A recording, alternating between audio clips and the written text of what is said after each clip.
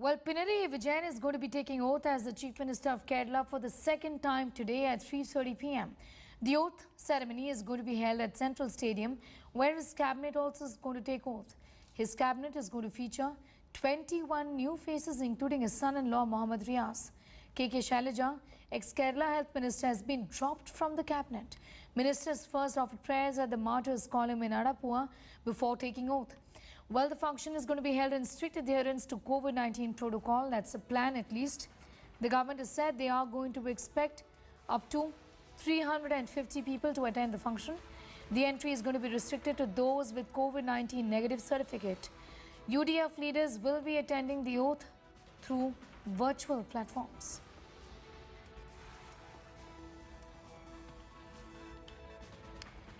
India Today's Rajdeep Sardesai spoke with senior CPIM leader M.A. Baby on this.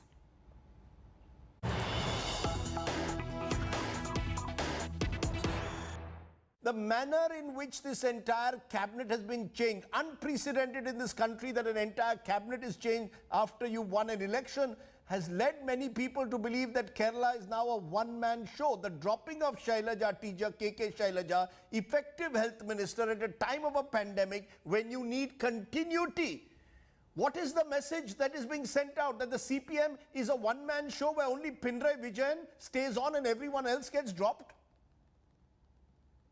One person, Mr. Vijayan?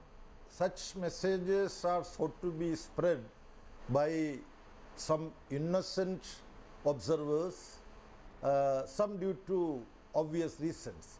But the fact of the matter is, CPIM in the country as a party and in states where it has substantial influence, we are seriously looking at our future.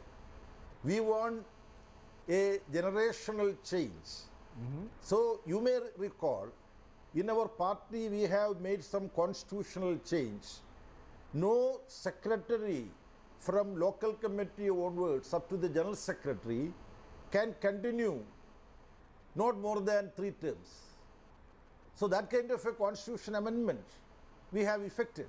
Similarly in Kerala, we have seen that some leaders are continuously becoming MLAs, continuously becoming ministers. There are hardly any competent set of leaders enough, I would add, to look after the affairs of the party. Therefore, we have decided, you might have noticed, very efficient ministers like Dr. Thomas Isaac, G. Sudhakaran and many others, since they have served as ministers for 2 terms consecutively, or they have served as MLAs for 2 or more terms consecutively. We have taken a decision, and 26 such MLAs, some of them are ministers, they have been requested to take up responsibility in the party structure, to lead the party organizationally. But so what has been... No, Mr. Baby, you may have decided on making this amendment that anyone will only be a minister for 1 term or an MLA for 2 terms. The fact though is, let's be very clear, K.K. Shailaja was a minister for 1 term, and as health minister she handled Nipah, she handled COVID, she did a very good job. At a time of a pandemic, surely, as I said earlier, you needed continuity. Instead, the message you've sent out is that even if a minister does a good job, she or he has to leave the office because the chief minister or your state committee decides so. Is 5 years for a minister was not a rule that you practiced earlier. Suddenly you brought this rule into Kerala. You never had it in Bengal or other states where you've ruled in the past. It's a good question, spacious.